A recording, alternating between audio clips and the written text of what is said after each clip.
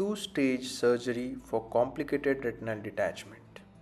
This is a complicated retinal detachment with giant retinal tear, choroidal detachment, and a folded retina.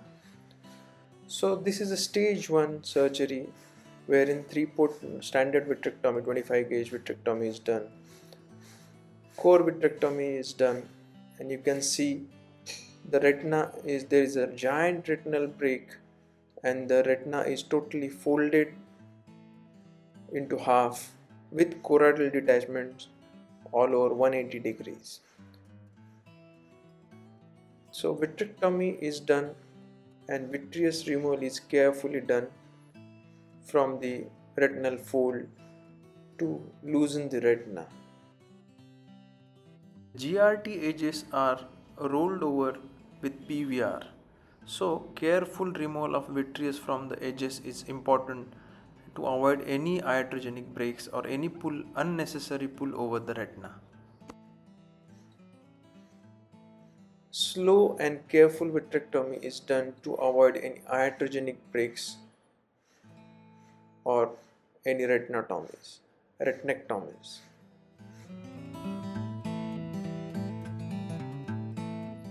Once the vitreous is removed, perfluorocarbon liquid is used to unfold the retina and flatten the retina.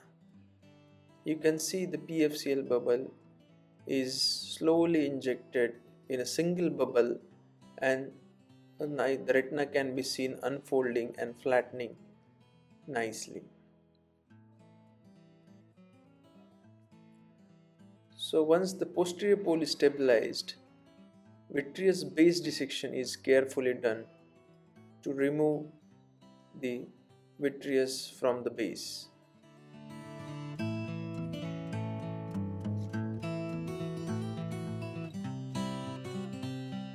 Once the vitreous dissection is done, additional PFCL bubble is used to flatten the peripheral retina.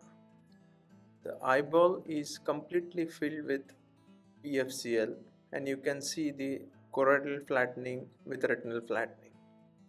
Once the retina is flattened, 360-degree barrage laser is done.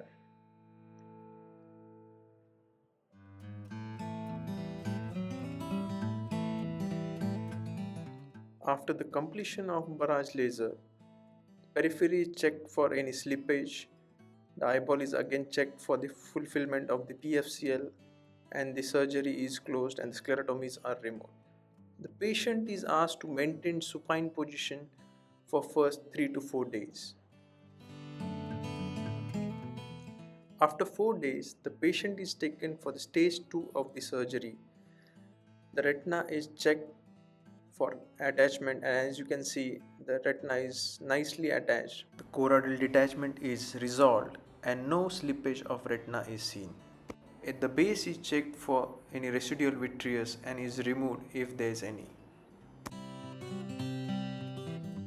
Additional peripheral barrage laser is done to the attached retina.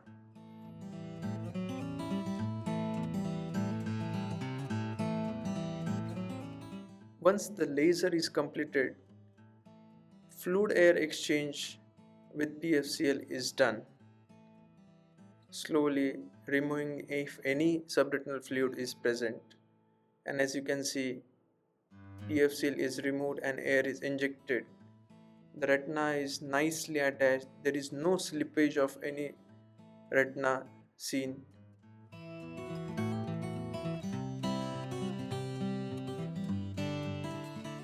Once fluid air exchange is completed, periphery is checked again for any residual subretinal fluid or any slippage.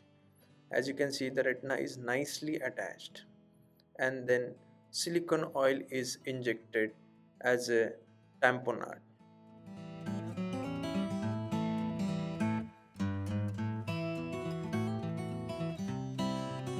So post-operative, you can see nicely attached retina and patient regained 20/100 vision under oil. So to conclude, multi-stage approach is a better alternative in complicated retinal detachment cases. It has less chances of PVR and usually have a good post-op outcomes. Thank you.